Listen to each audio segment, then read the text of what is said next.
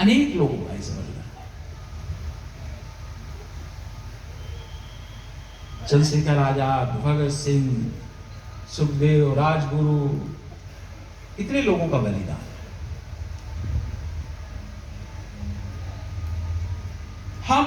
हमारे भी अमृत महोत्सव के समय हम लोगों ने किया भी था।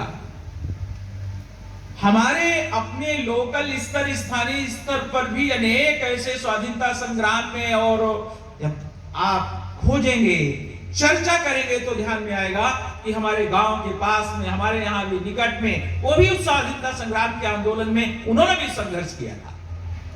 ऐसे अनेक लोगों को हमने इस अमृत महोत्सव के समय में उनके लोगों को, नामों को निकाल करके उनके घर परिवार के लोगों को हम लोगों ने सम्मानित किया। ज्ञात अज्ञात ऐसे ही स्वाधीनता संग्राम के उस आंदोलन में सहभाग करने वाले लोगों की एक लंबी श्रृंखला है।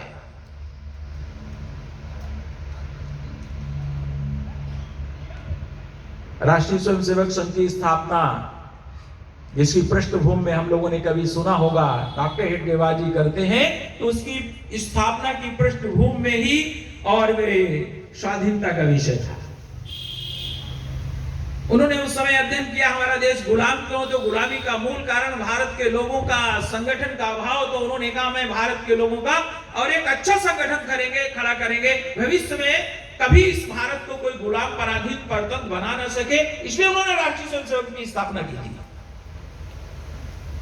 कभी हमारे देश को कोई गुलाम न बना सके। हम संघ की प्रार्थना में रोज कहते उस भारत मां की हम आज आरती करते हैं। डॉक्टर हेडगेवार जी ने संघ की स्थापना की, उन्होंने भारत मां की और पूजन वर्ग, उन्होंने जो प्रार्थना है उसमें आप देखेंगे पहले सबसे वंदन किसका करते हैं, भारत मां का करते हैं। नमस्ते सदा कुशले मातृभूमि त्वया हिंदू भूमि सुखम वर्धितो। प्रार्थना की अंतिम पंक्ति में हम एक हमारी जो है उसको बोलते हैं, वो भारत माता की जय। हमारा उद्घोष नहीं है, नारा नहीं है, हमारी प्रार्थना की वो एक पंक्ति है, भारत माता की जय हमारा उद्देश्य है, लक्ष्य है, टारगेट है। विश्व में भारत माता की जय जयकार होनी चाहिए।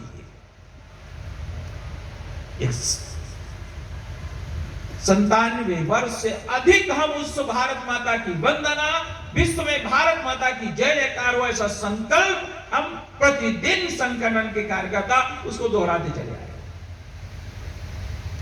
और आज वह संगठन का जो हमारी प्रार्थना मंत्र है, जिसको कहते हैं मंत्र को बार बार दोहराने से वो सिद्ध होता है, तो भारत माता की जय का हम लोग उच्चारण करते करते करते करते और 97 वर्षों में लाखों लोग रोज प्रार्थना में उसको दोहराते हैं, जिसका रिजल्ट है, परिणाम है, आज विश्व में भारत मां की जय जयकार हो रही है। भारत के हिंदू समाज के संगठन की जिसकी कल्पना डॉक्टर हेडगेवार जी ने की थी, भविष्य में भारत को कोई गुलाम पराधीन परतंत्र न बना सके, तो आज भारत का वह समाज जो आत्मविस्मृत जिसको कहते थे ये संगठित नहीं हो सकता, जिसको कहते थे 4 लोग साथ नहीं चल सकते, जब 4 लोग साथ चलते हैं, जब इनका 5वां कंधे पे होता है, इनका संगठन इसी प्रकार से दुष्कर है, कठिन यानी मेढक के तौलने के समान, ऐसे भारत के हिंदू समाज के संगठन के बारे में कहते थे। लेकिन आज भारत का हिंदू समाज वो संगठित भी हुआ है। कितना संगठित हुआ है? इसी हिंदू समाज के, भारत के हिंदू समाज के संगठन के अभाव में हम पराधीन जो हुए थे, हम अपने को, स्वयं को भूल गए थे। अपने प्रति हमारे मन में जो हीन भावना, अपनी संस्कृति, सभ्यता, जीवन पद्धति, अपने भारत के बारे में जो मन में हमारे घर कर गई थी, जिसके कारण हम पराधीन परतंत्र गुलाम हुए थे, जिसको स्वामी विवेकानंद जी ने भी कहा था, सनातन पथ से विचलन ही पराधीनता का कारण है। जिसके लिए स्वामी विवेकानंद जी को उद्घोष भी दोहराना पड़ता था, गर्भ से कौम हिंदू है, गर्भ से कौम हिंदू है, ऐसा आत्मविश्वास समाज जिसको अपने हिंदू होने पे गर्व नहीं था, ऐसे हिंदू समाज के संगठन के वीणा डॉक्टर हेडगेवार जी उठाते हैं और वास्तव में वो कंडीशन थी ही, तभी तो विवेकानंद जी को वो घोष दोहराना पड़ता था। हमारे देश के टॉप लीडर बहुत बड़े, मैं नाम लेना नहीं चाहता हूं, कहते थे हम एक्सीडेंटल हिंदू, हमको हिंदू मत कहो, गधा कह दो। भारत के हिंदू समाज के बारे में भारत के ऐसे महापुरुषों की स्थिति थी। लेकिन संगठन की और ये साधना, इसके कारण आज भारत का हिंदू समाज संगठित है। इतना संगठित है, जो लोग ऐसा बोलते थे मैं एक्सीडेंटल हिंदू, हिंदू मत को गधा कह लो, आज उनके और खानदान के लोग गंगा स्नान करते हैं, मंदिर दर्शन करते हैं, तिलक लगाते हैं, भगवा डालते हैं, माइक पकड़ के कहते हैं मैं भी हिंदू हूं, और नहीं जब आप मानते हो तो ऊपर से जनेऊ भी डाल के दिखाते। ये संगठन की एक साधना का रिजल्ट, परिणाम है। इतना बदला है। हिंदू जो आत्मविस्मृत था, आज विश्व में हिंदू हिंदुत्व के संग है, उसके अगेंस्ट में अगर कोई स्टेटमेंट देता है, भारत नहीं विश्व का हिंदू समाज उसका प्रतिकार करता है, जवाब देता है। इतना हिंदू समाज जागृत हुआ है। और 1000 वर्ष का पराधीनता का वह काल, आज भारत की तरफ कोई और उसको पराधीन बनाने के संबंध में कोई सोच भी नहीं सकता है। आज भारत का हिंदू समाज इतना जागरूक हुआ है, संगठित हुआ है। इस संगठन की 90 वर्ष की 97 वर्ष की एक साधना है। तो ऐसे हम आजादी के इस अमृत महोत्सव के कार्य इस समय टाइम में और गणतंत्र महोत्सव आज मना रहे हैं। अपने ऐसे महापुरुष को हमको याद करना चाहिए। आने वाली पीढ़ियों को हमको बताना चाहिए कि हमारी ये आजादी, स्वाधीनता ये प्राप्त कैसे हुई, कितने लोगों का इसमें बलिदान हुआ है, ज्ञात अज्ञात ऐसे महापुरुषों को और याद करना चाहिए, उनका स्मरण करना चाहिए, उनका वंदन करना चाहिए। और हमारी जो पराधीनता, परतंत्रता, गुलामी, हमको लगेगा कि इसके इस टाइम में हमने क्या खोया, क्या पाया, जरा इसका भी अगर हिसाब लगाएंगे तो ध्यान में आता है हम 1200 वर्ष पहले हमारा जो भारत था, ये इसकी सीमाएं, लंबाई, चौड़ाई 6500 किलोमीटर लंबा चौड़ा भारत था। आज 2800-3200 किलोमीटर है। इसमें 25 देश थे। विश्व का सबसे बड़ा ये भूभाग था, आज 5वां सबसे बड़ा भूभाग है। आज भारत के सराउंडिंग के देश देखें और उनके एक टाइम 100 वर्ष, 150 वर्ष सब भारत के एक अंग थे। और क्या खोया गया पाया? तो इस गुलामी के टाइम में 1000 वर्ष की पराधीनता में हमारा भारत सोने की चिड़िया था। यहां कहते थे दूध दही की नदियां बहती हैं, सोने की लंका, सब कुछ यहां था, धन धान्य से संपन्न था, कहीं कोई गरीबी नहीं थी। लेकिन पराधीनता के काल में, मुगलों के काल में, अंग्रेजों के काल में, और यहां से सब सोना लूट लूट करके ले गए। कितना ले गए? तो 1857 में जब अंग्रेजों को लगा कि हो सकता है भविष्य में कभी हमको यहां से जाना पड़े, तो 1857 से और 1915 के बीच में और 1500 कुंटल सोना यहां से अंग्रेज ले गए। आज वहां की जो रानी है, उनके मुकुट में कोहिनूर हीरा भारत से लेकर के गए, तख्त ताऊद भारत से लूट करके ले गए। यानी कितना हम धन धान्य से संपन्न थे, सोने की चिड़िया भारत को कहा जाता था। हम गरीब क्यों हो गए? ये हमारी स्थिति क्यों आई? ये पराधीनता के काल में आई। पराधीनता कैसे आई? हम भारत के लोगों के उस समय के संगठन के अभाव में है। हम विश्व गुरु थे शिक्षा के क्षेत्र में, ज्ञान विज्ञान टेक्नोलॉजी के क्षेत्र में। ईसा से 700 वर्ष पहले तक्षशिला विश्वविद्यालय, ईसा से 400 वर्ष पहले नालंदा विश्वविद्यालय, जो आज तक्षशिला पाकिस्तान में है, जिसमें 10,000, 400, 500 छात्र हॉस्टल में रह करके पढ़ाई करते थे। आज में विश्व के अनेक स्कॉलर उस तक्षशिला विश्वविद्यालय में जाकर के रिसर्च करते हैं, शोध करते हैं। 5 तहसीलों में उसके अवशेष फैले हैं। इतनी बड़ी यूनिवर्सिटी भारत में थी। ज्ञान विज्ञान टेक्नोलॉजी के क्षेत्र में कितना हम अग्रणी थे। आज से 2500 वर्ष पहले, 2600 वर्ष पहले, आज जो ये मोतियाबिंद का ऑपरेशन है, तो हमारे सुश्रुत शल्य चिकित्सक वो मोतियाबिंद का ऑपरेशन करते थे। इतना हमारे एडवांस सारी टेक्नोलॉजी थी, ज्ञान विज्ञान था। ये सब इसका क्षरण कब हुआ? एक गुलामी के कारण, पराधीनता के कारण में। गुलामी, पराधीनता ये कैसे आई? हम भारत के लोगों के संगठन के अभाव के कारण आई। हम विश्व गुरु थे, हम सामरिक दृष्टि से कितने शक्तिशाली थे? तो हम सामरिक दृष्टि से शक्तिशाली थे। हमारे महाभारत के आदि पर्व में वर्णन आता है, जिसमें 64 चक्रवर्ती सम्राट कहते हैं, जिसका पूरा धरती के ऊपर राज्य होता था। हमारे अयोध्या में बैठ करके अनेक ऐसे राजा हुए जिनका धरती पे साम्राज्य हुआ करता था। महाराजा रघु, दिलीप, आज ऐसे इतना शक्तिशाली हम थे। चाइना ने एक अपनी यहां दीवार बनाई है, विश्व के आश्चर्यों में से जो एक है। उस विश्व के अनेक लोग उसको देखने जाते हैं। क्यों बनाई? बनाते समय उसने क्या इस उद्देश्य से बनाई थी कि ये हमारे विश्व के आश्चर्यों में से हमारी दीवारें सम्मिलित हो जाएंगी?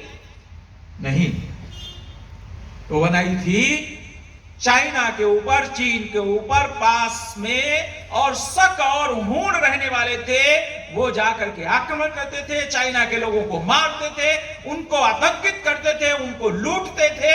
ऐसे शक और हूणों के डर से, आतंक से चीन ने वो अपनी दीवार बनाई, जो आज विश्व के आश्चर्यों में से है। ऐसे शक्तिशाली शक और हूणों को पराजित करने वाले हमारे राजा यशोधर्मा होते हैं। हमारे राजा मानधाता होते हैं, जिनके राज्य में कहते थे सूर्यास्त नहीं होता, इतना बड़ा उनका राज्य था। ऐसा हम सामरिक दृष्टि से शक्तिशाली थे, ज्ञान विज्ञान टेक्नोलॉजी में आगे थे, हम शिक्षा के क्षेत्र में हम आगे थे, आर्थिक क्षेत्र में हम सोने की चिड़िया थे। इन सभी क्षेत्रों में पिछड़ने का कारण था पराधीनता, और उस पराधीनता का कारण था हम भारत के लोगों के संगठन का अभाव। 1947 में हमारा देश स्वाधीन स्वतंत्र हुआ है। हमारी ये स्वाधीनता स्वतंत्रता अक्षुण्ण रहे, इसके लिए हम भारत के लोगों को संगठित मिलकर के हमारे समाज को तोड़ने वाली जो शक्तियां हैं, भिन्न भिन्न प्रकार से, वो आज भी काम करती हैं। जो पहले कभी हमारी इस संगठन भारत के लोगों को फूट डालो, राज करो, उस नीति से जो काम करती थी, वो शक्तियां आज भी हमारे समाज में काम कर रही हैं। ये सब लोग संगठित कैसे हैं, मिलकर के कैसे रहते हैं, उनको इसका टेंशन है, परेशानी है। इसलिए हम भारत के लोगों को मिलकर के रहना है, संगठित रहना है। स्वाधीनता के इस अमृत महोत्सव, गणतंत्र महोत्सव, एक शाम शहीदों के नाम, आज हम ये एक संकल्प हमको लेकर के जाना होगा। हम हमारे अपने यहाँ का हमारा समाज है, हमारे गांव के लोग हैं, समाज के लोग हैं, हम सबको मिलकर के रहना है। विभेद पैदा करने वाले जो विषय हैं, उन सबको, उनसे हमको बचना है। भिन्न भिन्न प्रकार से समाज को तोड़ने, लड़ाने का प्रयास होता रहता है, इसलिए उन सब से हमको बचना होगा। और हम सब मिलकर के रहें, संगठित रहें। इस आज के इस कार्यक्रम में यही एक संदेश हम सब लेकर के जाएं। किसी भी कीमत पर हम भारत के लोग आपस में नहीं लड़ेंगे, किसी भी कीमत पर हम मिलकर के रहेंगे। हमारे कुछ विषय होंगे अपने बैठ के सुलझाएंगे, नहीं तो हमसे दूर होने वाला, हमारी संस्कृति से दूर होने वाला, उपासना पद्धति परंपरा से दूर होने वाला व्यक्ति हमारी और हमसे दूर नहीं होता है, हमारी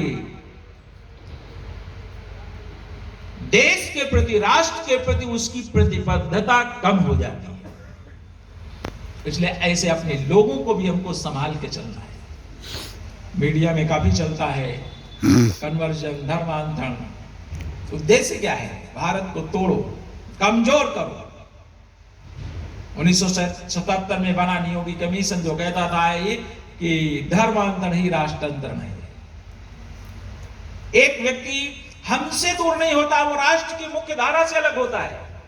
इसलिए समाज को जो कमजोर करने वाले तत्व हैं, धर्मांतरण के द्वारा अपनी जनसंख्या बढ़ाओ, घुसपैठ के द्वारा अपनी जनसंख्या बढ़ाओ, अनेक प्रकार से जिहाद है उसके द्वारा अपनी जनसंख्या बढ़ाओ, यानी जनसंख्यात्मक आक्रमण भारत के ऊपर और लोग कर रहे हैं।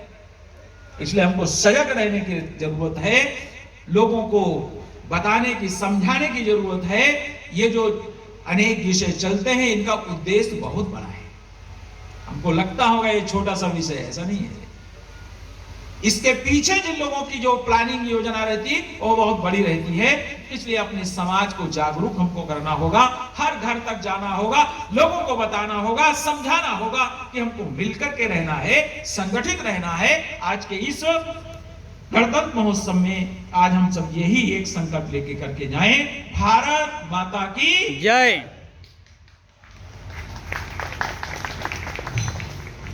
बहुत बहुत धन्यवाद। एक शाम शहीदों के नाम, इस उद्देश्य को लेके जो राष्ट्र सेवा संकल्प काम कर रहा है, मैं आदरणीय प्राण प्रचारक जी के कर कमलों से कुछ लोगों को प्रतीक स्वरूप भारत माता के चित्र समर्पित करवाना चाहता हूं। इस भारत माता के चित्र को आप लोग अपने पूजा स्थल पर रखेंगे, पूजा करेंगे, भारत माता की अर्चना वंदना करेंगे। मैं कुछ नाम ले रहा हूं, उनसे निवेदन है कि वो लोग यहां सामने आ जाएं। माननीय प्राण प्रचारक जी के कर कमलों द्वारा उनको भारत माता का चित्र अर्पण कराया जाए। माननीय चेतराम जी पूर्व प्रधान हकामी, शिवराम जी, अशोक जी, लल्लन जी, राघवेंद्र जी, राम सेवक जी, ज्ञानेंद्र तिवारी जी, मोहित चौरसिया जी, मायाराम जी, राम सरन जी, राम केवल जी, शिवराम जी, दिव्यांश जी, विशाल जी, पूर्णमासी जी। मैं जिनका नाम ले रहा हूं वो सब इधर आते जाएं। मैकूलाल जी, फरीदीन जी, नीरज जी, रामदेव जी, स्नेही जी, शहबू, बजरंग जी, राधेलाल जी, राधे श्याम जी, राम आधार जी, शहबू जी, कृष्ण कुमार जी, राम धीरज जी, बाबूलाल जी, हौसला प्रसाद जी, राम अचल जी, दिलीप कुमार जी, अवधेश शर्मा जी। भाई साहब प्रतीक स्वरूप सबको भारत माता का चित्र अर्पित कर दे। अन्य साथियों से भी निवेदन है कि जो अपने साथी आए हैं सबको भारत माता का चित्र दे करके अपने स्थान पर इनको बैठाने की कृपा करें। हाँ, सामने इधर आ जाए, सामने इधर आ जाए और सबको जो है भारत माता का एक एक चित्र अर्पित कराइए। हम लोगों के इस कार्यक्रम में आप सबने अपना सहयोग दिया, समय दिया। हमारे बीच में श्री आरपी सिंह जी पूर्व क्षेत्राधिकारी, हर्षित वर्मा जी पूर्व महामंत्री भाजपा, डॉक्टर रमेश सिंह जी प्रबंधक आकांक्षा नर्सिंग होम, भाजपा नेता नौजवानों के दिलों की धड़कन रूपेश प्रताप सिंह लकी जी, रविंदर पांडे जी, विमल बहादुर सिंह जी, अक्षयबर सिंह जी, हमारे अनुज सत्येंद्र सिंह जी, हम लोगों के अभिभावक सतनलाल शुक्ला जी पूर्व प्रधान कदईपुर, राजेश सिंह जी, सुरेंद्र विक्रम जी प्रधान मोहम्मदपुर, जनार्दन तिवारी जी जो हम लोगों के संरक्षक हैं, माननीय शास्त्री जी के साथ पूरा समय देते हैं, नरेंद्र सिंह सोनू जी पूर्व जिलाध्यक्ष हिंदू युवा वाहिनी, और हम लोगों के गुरु जी श्रीमान सुनीत कुमार झा जी जिनका संरक्षण आशीर्वाद हम लोगों को प्राप्त होता रहता है, आदरणीय तेज बहादुर सिंह जी पूर्व बंदरोगा, आप सब हमारे बीच में हैं। आप सबका स्वागत है, अभिनंदन है, वंदन है। साथियों हमारे इस कार्यक्रम में कलमकार, कलम के धनी राजेश्वर द्विवेदी प्रेलंका जी मौजूद हैं। हम उनका भी हार्दिक हार्दिक स्वागत अभिनंदन वंदन करते हैं।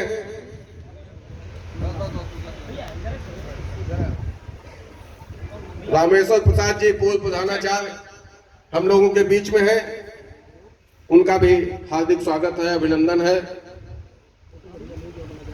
पूर्व प्रधान संघ के अध्यक्ष अमर बहादुर सिंह जी हम लोगों के बीच में है, उनका भी हार्दिक स्वागत अभिनंदन वंदन है। साथियों,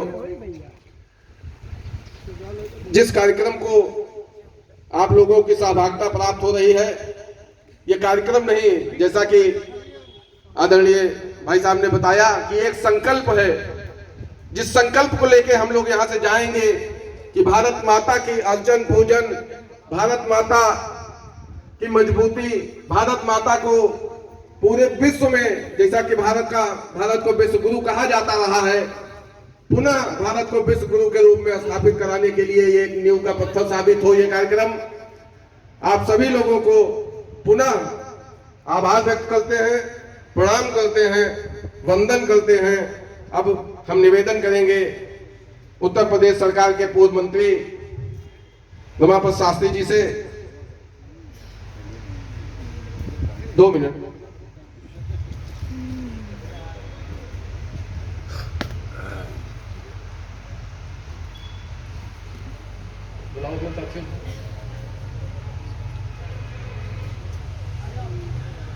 मैं निवेदन करूंगा आदरणीय सिंगनादी जी से कि मंच पर आए।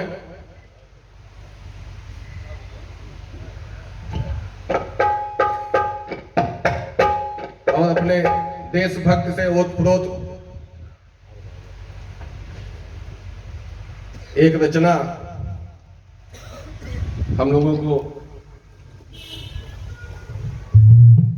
सुनाने कृपा करें आदरणीय सिंगनादी जी।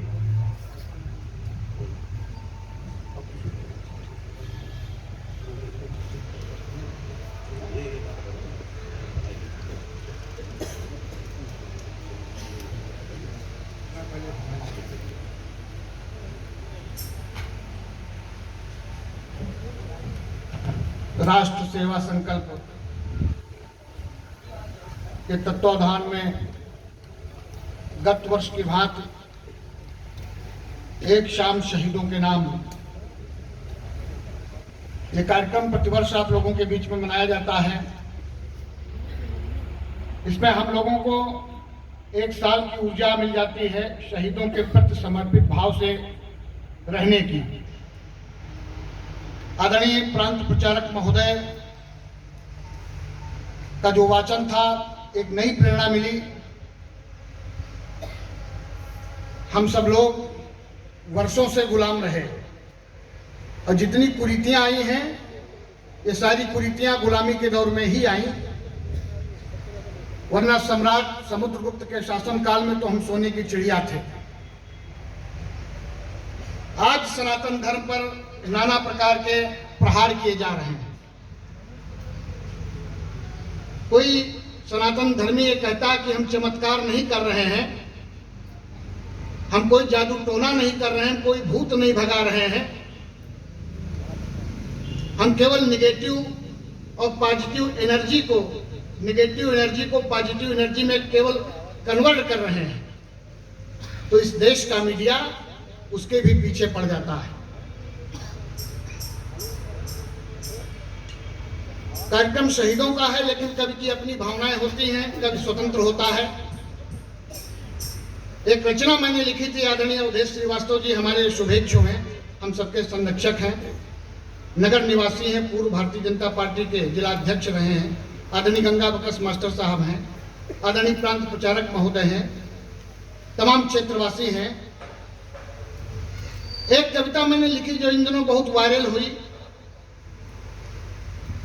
तो सनातन धर्मी कोई भी हो, अगर सनातन की बात करता है, सनातन ही राष्ट्र है, राष्ट्र ही सनातन है।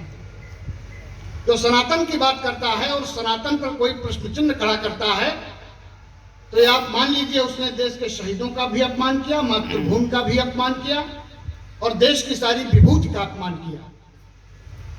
इन्हें उन विधर्मियों को जवाब देने की आवश्यकता है और ये जवाब कवि दे सकता है, साहित्यकार दे सकता है, लेखनी का पुजारी दे सकता है, कोई कलमकार ही दे सकता है।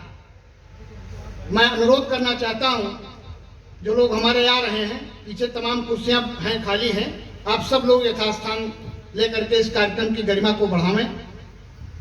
अभी कई राउंड इस कार्यक्रम के होने हैं। एक अद्भुत प्रतिभा को हम लोगों ने आपके बीच में बुलाया है, श्री जयराम दास रस्तोगी। उदय खत्री के बाद में क्रांतिकारियों का जो इतिहास पूरे उत्तर भारत में है, उसको जानने वाले, उसको समझने वाले, उस पर शोध करने वाले लखनऊ निवासी अकेले एक ऐसे व्यक्ति हैं, श्री जयराम दास रस्तोगी जी, जो आज हम सब लोगों को आशीर्वाद देने के लिए यहाँ पर उपस्थित हैं। तमाम क्रांतिकारियों पर आपने शोध किया है, तमाम क्रांतिकारियों के विषय में आपने बहुत कुछ लिखा है, हमारे बीच में है, और तमाम क्रांतिकारियों के विषय में उनको जानकारी भी है। तमाम क्रांतिकारियों के घर तक हो गए हैं। उन्होंने भगत सिंह का वो जूता देखा है, जिस जूते को पहन करके भगत सिंह को फांसी की सजा दी गई थी। वो जूता आज भी हरदोई में एक क्रांतिकारी के घर में सुरक्षित है। एक पुस्तक उन्होंने लिखी है, तन मन धन कुर्बान वतन पर, जिसमें लगभग 10 क्रांतिकारी दुर्लभ शहीदों का जीवन वृत्त है। आज इस पावन मंच से उस पुस्तक का विमोचन किया जाएगा। हम सबका सौभाग्य है कि आपके दर्शन, आपका पदार्पण बाबा राम से नहीं घाट की इस पावन तपोभूमि पर हुआ है। मैं आपको नमन करता हूं, आपका अभिनंदन करता हूं। अभी थोड़ी देर के बाद में इस काव्य पाठ के उपरांत श्री जयराम दास रस्तोगी अपनी पुस्तक के सहित इस मंच पर होंगे। बात चल रही थी सनातन पर विधर्मियों के प्रहार की। एक कविता लाया हूं अध्यक्ष जी, आदरणीय सीओ साहब, आदरणीय डॉक्टर रमेश सिंह जी। मैं वो कविता आप लोगों के बीच में रखना चाहता हूं। यद्यप कविता का अंतिम शब्द हल्का हो गया है, लेकिन साहित्यकारों के लिए सब माफ होता है। सुनिएगा, एक बार तालियां बजा दीजिए, क्योंकि राजू नेता को पसंद होती चाटुकारिता है। पल पल पल में बदलते हैं पालियां, और दारूबाजों को तो होती है सुरा पसंद। पल पल पल ढूंढा करते हैं नालियां। कहते हैं सिंहनादी तंत्र की व्यवस्था में सबको पसंद लोकतंत्र की प्रणालियां। और जीजा जी को सालियां, दरोगा जी को गालियां, और कभी को पसंद वैसे होती मित्र तालियां। सुनिएगा, कविता सुनिएगा। सत्य श्रेष्ठ सुंदर है धाम बालाजी, सत्य श्रेष्ठ सुंदर है धाम बालाजी। श्री बागेश्वर है नाम बालाजी, श्री बागेश्वर है नाम बालाजी। सत्य श्रेष्ठ सुंदर है धाम बालाजी, सत्य श्रेष्ठ सुंदर है धाम बालाजी। श्री बागेश्वर है नाम बालाजी। पंडित धीरेन्द्र है पुजारी धाम के, पंडित धीरेन्द्र है पुजारी धाम के। भक्त हनुमान जी के सिया राम के, भक्त हनुमान जी के सिया राम के। जुटती है जहां भीड़ कई लाख में, जुटती है जहां भीड़ कई लाख में। प्रश्न करते हैं लोग बाग साख में। कल सारा मीडिया नगाड़ा हो गया, कल सारा मीडिया नगाड़ा हो गया।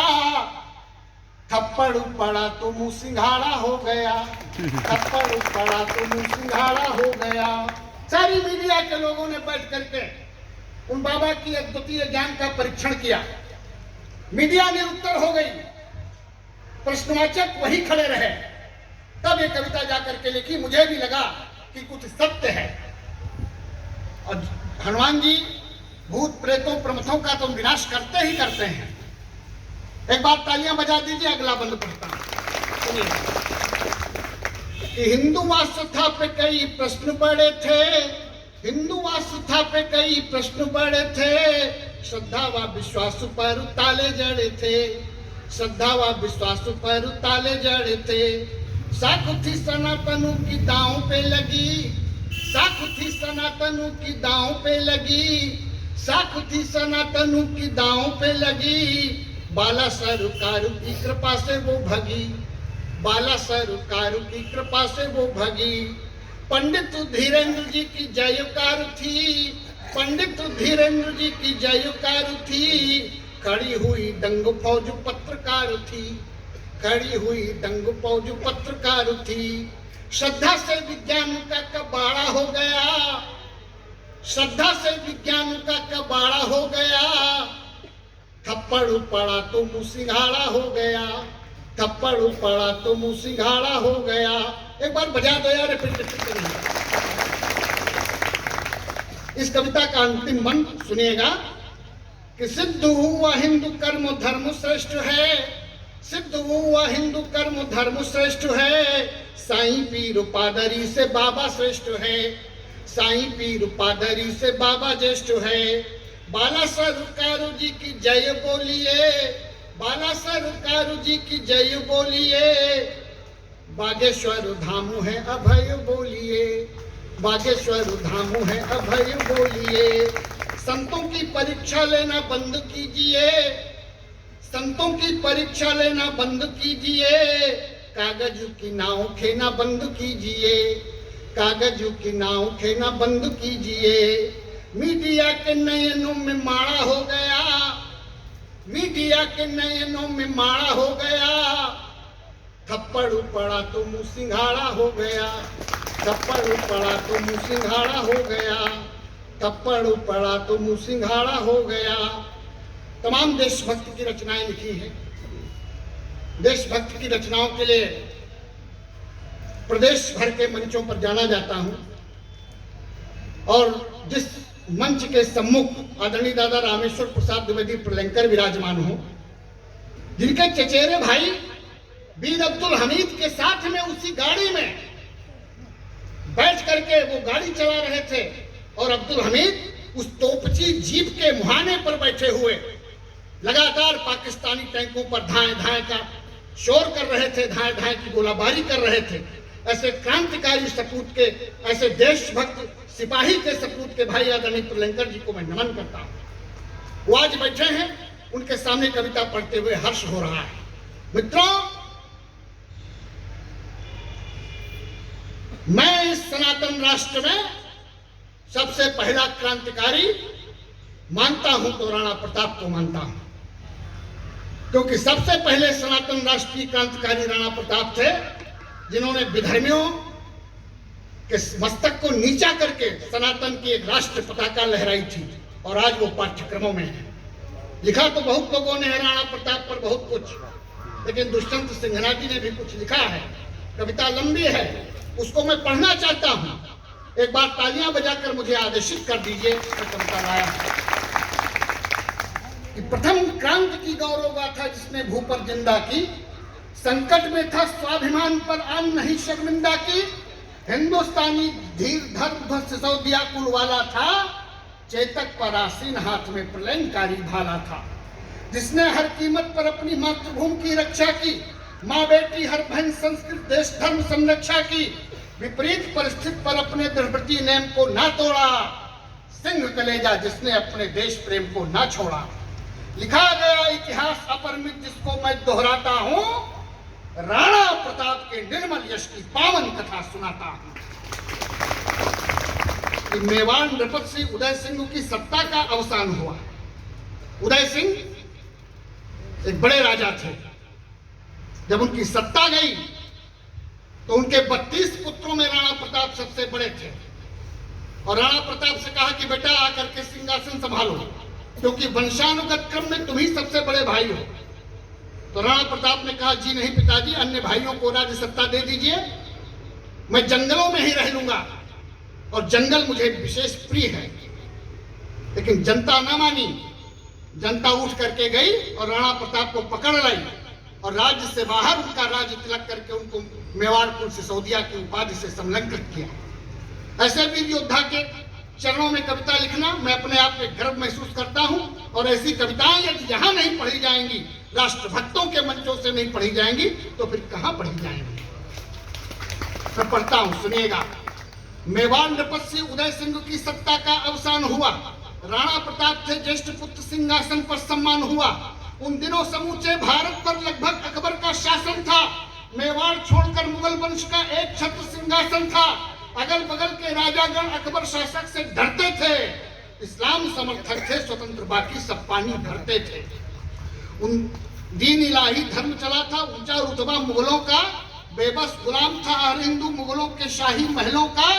हे दृष्टि थी राम नाम उच्चारण करने वालों पर, वक्र दृष्टि थी तिलक जनेऊ धारण करने वालों पर। अल्लाह की बांगों के स्वर हुए अचानक दूने थे। जीर्ण पताका मंदिर की थी, शंखनाद बिन सूने थे। उल्लास नहीं था हिंदूवादी तीज और त्योहारों में, उड़ रही आबरू की धज्जी थी बस मीना बाजारों में। बदरंग समाजीकरण था पूरा, पूरा दृश्य अजूबा था। और कहां तक कहें वो अकबर मान सिंह का फूफा था। ये इतिहास बताता है कि पूरा पूरा मुगल वंश साम्राज्यवाद का विस्तार था। पूरा पूरा मुगल वंश साम्राज्यवाद का विस्तार था। अकबर कहना गलती होगी, अकबर नहीं वो अजगर था। राणा प्रताप का यह सुनकर घुट घुट कर आहें भरता था। पथ का कांटा बना हुआ मेवाड़ ही उसे खटकता था। चित्तौड़ विजय करने को उसने अभियानों को तेज किया। टोडरमल जलाल खान को दूत बनाकर भेज दिया। राणा दूतों की बाणी सुन लाल लाल अंगार हुए। पराधीनता में जीने को कतई न तैयार हुए। दूतों से कहा मुगलिया को यह संदेशा बतला देना, राणा मूली गाजर है ना, अकबर को समझा देना। मनसा सारी समझ गया हूं, मूक नहीं ना बधिर हूं मैं। सांगा का हूं पौत्र और रावल बप्पा का रुधिर हूं मैं। एक बार तालियां बजा दो। सांगा का हूं पौत्र और रावल बप्पा का रुधिर हूं मैं। मेवाड़ पे जिस दिन आंख उठी मैं ईंट से ईंट बजा दूंगा। उस मुल्ले के सिंहासन को धरती में दफना दूंगा।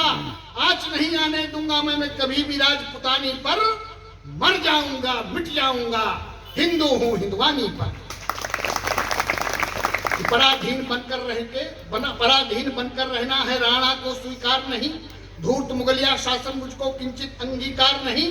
दूत हो तुम निर्भय हो जाओ, कठिन वाक्य है सह लेना। दूत हो तुम निर्भय हो जाओ, कठिन वाक्य है सह लेना। जैसा मैंने बोला अपने अब्बा से वो कह देना। हमारे अतिथिगण हैं, वो कुछ जलपान वगैरह करने जा रहे हैं, आप लोग बैठे रहें। एक बार तालियां बजा दें तो कविता पढ़ता है। दूत हो तुम निर्भय हो जाओ, कठिन वाक्य है सह लेना। जैसा मैंने बोला अपने अब्बा से वो कह देना। मेवाड़ जीतना अकबर को बस लगता केवल ख्वाब रहा। भगवान दास आया लेकिन राणा का यही जवाब रहा। एक रोज मान सिंह आधम का वह मुगलानी का पिट्ठू था। आदि बहुत प्रशंसा का वह स्वयं मियाँ का मिट्ठू था। राणा उसके स्वागत में संग भोजन करने ना आए। दूत को भेजा दूर रहे, खुद दर्शन करने ना आए। लड़के से पूछा मान सिंह ने, पिता तुम्हारा आया ना? अगवानी तो राजधर्म की नीति उसे निभाया ना? लड़के ने कहा मान्यवर उनके सिर में गहरी पीड़ा थी।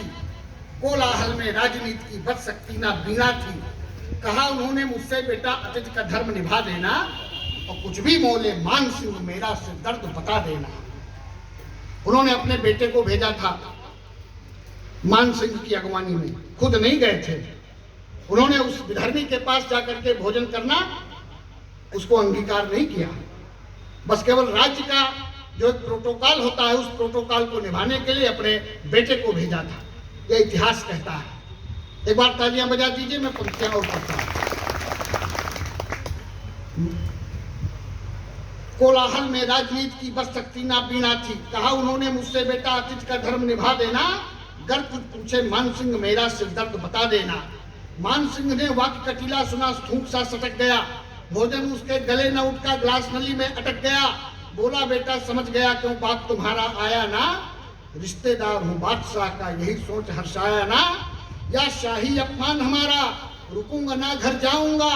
लौटूंगा तब राणा की सिर दर्द दवा में लाऊंगा। सुन समाचार अकबर ने सारा तनिक नहीं फिर देर किया। 80,000 शाही सेना चित्तौड़ दुर्ग को घेर लिया। संचालक था मान सिंह, आसिफ खां सेना नायक था। 20,000 थे राजपूत जो युद्ध देखने लायक था। 80,000 राजपूत नहीं थे, 20,000 राजपूत थे और 80,000 म्लेच्छों की सेना थी। उस भयंकर सेना का मुकाबला करने के लिए राणा प्रताप हल्दी घाटी के मैदान में आए। एक बार तालियां बजाइए, मैं रचना पढ़ता हूं। कुरुक्षेत्र के बाद समरिया स्वाभिमान था माटी का, इतिहासों में है प्रसिद्ध यह रण था हल्दी घाटी का।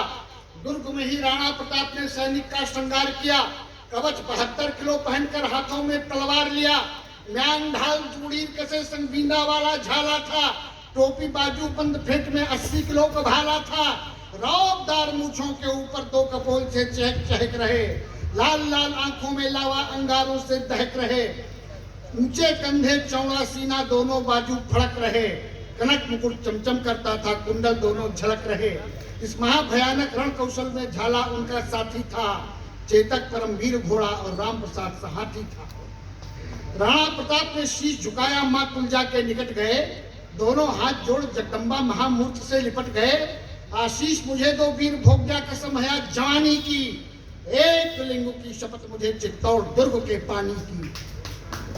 शक्ति मुझे दो मुंड मालिनी, शक्ति मुझे दो मुंड मालिनी, बाणी में सिंहनाद करो, मेरे दोनों भुज दंडों में बस माता फौलाद भरो, शत्रु विनाशक ज्वाला वाला क्रांति तूर्य बन जाऊं मैं, अंधकार को पीने वाला महासूर्य बन जाऊं मैं। मेरा जीवन रहे ना रहे, देश धर्म की रक्षा हो, जौहर की यह स्वर्ग भूमि है, इसकी आज सुरक्षा हो। धूर्त मुगलिया फौजों को मैं रण में धूल चटाऊं मां, मुगलों की छाती पर भगवा लहर लहर लहराऊं मां, म्लेच्छ संस्कृत जीत सके ना हिंदू पर हिंदवानी पर, मेवाड़ मुकुट पर दाग लगे ना क्षत्रिय वंश कहानी पर, मेरे कुल की विमल पताका लहरे आज तमन्ना है, स्वर्ग में हर्षित धन्य मने बलिदानी माता पन्ना है। मेरे मस्तक पर तेरे आशीष का पावन हाथ रहे, चित्तौड़ वंश का स्वाभिमान में जग में जिंदाबाद रहे। इतना कह राणा प्रताप सिंह द्वार खोलकर निकल पड़े, हाथी राम प्रसाद संग में राजपूत सब निकल पड़े। आवाज लगाई सुनो मलेच्छों आओ हल्दी घाटी पर, भीषण युद्ध लड़ा जाएगा धरती माँ की छाती पर। चेतक सवार राणा की प्रध्वन गगन में सी गूंज उठी, राजपुतानी सेना पीछे मात्र भूमपत पूंज उठी। एक लिंग की जय हो तुलजा मात भवानी की, सबके स्वर में सबके एक लिंग की जय हो। मैं कविता काटता हूँ, आगे कुछ बंद सुनाता हूँ, एक बार तालियां बजा दीजिए, जल्दी रचना पूरी हो। टप टप टप टप चेतक चलता हुंकार मार अंगारों सी, धक धक धक धक छाती होती मुगलों की बीमारों सी। छिड़ गया युद्ध हल्दी घाटी का, खन खन खंग चमकते थे, राजपुतानी तलवारों से शीश खटाखट करते थे। चारों ओर मचाता भीषण युद्ध भरी ललकारें थी, घोड़ों की रासें और हाथ में बरछी तीर कटारें थी। राम प्रसाद था कुंजर, केवल कुंजर कहना ठीक नहीं, चेतक को भी अश्व बताना भाता मुझे प्रतीक नहीं। चिघाड़ मारता हाथी लगता शत्रु में बिजली कौंद रही, चार पैर एक सूंड भयंकर शाही सेना रौंद रही। फिर कभी मुलाकात होगी तो पूरी हल्दी घाटी का विवरण आपको सुनाएंगे। अंतिम एक छंद पढ़ करके ये पूरा माइक संचालक जी के हवाले करता हूँ। राष्ट्र हित जिसमें न रक्त का उबाल हो, चिंतन में जिसके न प्रेम की रवानी है, और भारती की पीड़ा सुन लहू ना हिलोर मारे, लहू नहीं व्यर्थ हुआ कायरों का पानी है। शब्द में हुंकार और शौर्य की ना लालिमा हो, व्यर्थ हुआ तन और व्यर्थ हुआ पानी है। और जिस नौजवान में न देश प्रेम का हो ज्वार, व्यर्थ हुआ जिंदगानी व्यर्थ नौजवानी। बहुत बहुत धन्यवाद। दोनों भुजदंड उठा के बोल दीजिए भारत माता की जय, भारत माता की जय, भारत माता की। बहुत बहुत धन्यवाद। बहुत धन्यवाद। अब सांस्कृतिक कार्यक्रम आपके समक्ष हो। साथियों से अनुरोध है कि जो अतिथिगण आए हैं उनके स्थान पर ही उनका सम्मान करते रहें। बीच बीच में आप अंगवस्त्र और स्वागत उनका करते रहें, और मंच के साथियों से अनुरोध है कि अपनी प्रस्तुति देने की कृपा करें।